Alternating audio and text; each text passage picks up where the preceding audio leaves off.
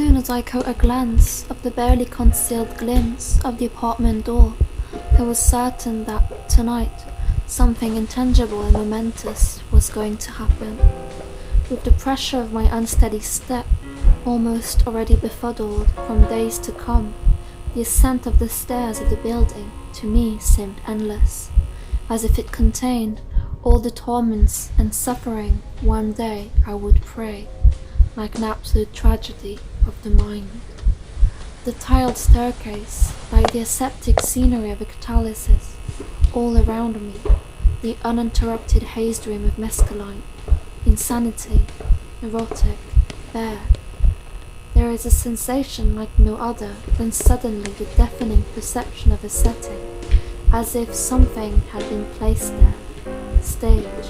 where each detail seems concerned with a demiurgic aspiration to make sense.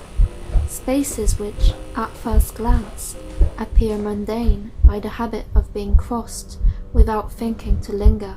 seem, even if the physiognomy remains in all respect identical, to reveal themselves as the chosen territory of a drama, where the joints, grey and dirty, stand out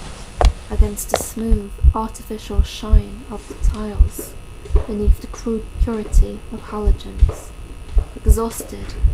painting the lost and found scenography of a crime scene, still calm, on the verge of a forced march towards horror.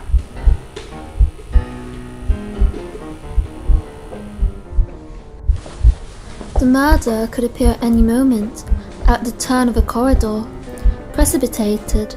the blade of his knife pointed in front of him, matters into his own hands, iridescent, a vulgar brilliance, hygienist, where the sacred goes to die. And the hypothetical screams of presumed victims were drawn in a ricochet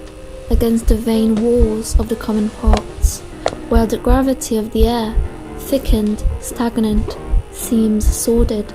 containing all the urban seclusion of modernity. A consciousness having ceased to exist at the heart of shared isolation, and while the next day the body would be discovered, past the first moments of conventional horror, everyone would say to themselves that the few meters that separated the apartments from the corridor had been an invisible border, the edge of an unknown territory, where silence reigned supreme, as much so, you understand, no one had heard anything.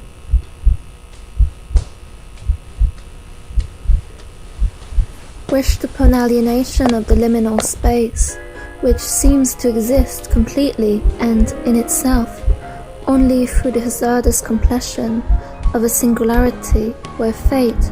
makes its cogs creak. So much so that at the sight of certain places, under the documentary lens of late-night television, one can't help but think that the victim was reckless, willingly imprudent to venture thus and in the middle of the night at the heart of a crime scene, as if the landscape was only a surrogate recreated at will, human intentions taken backwards.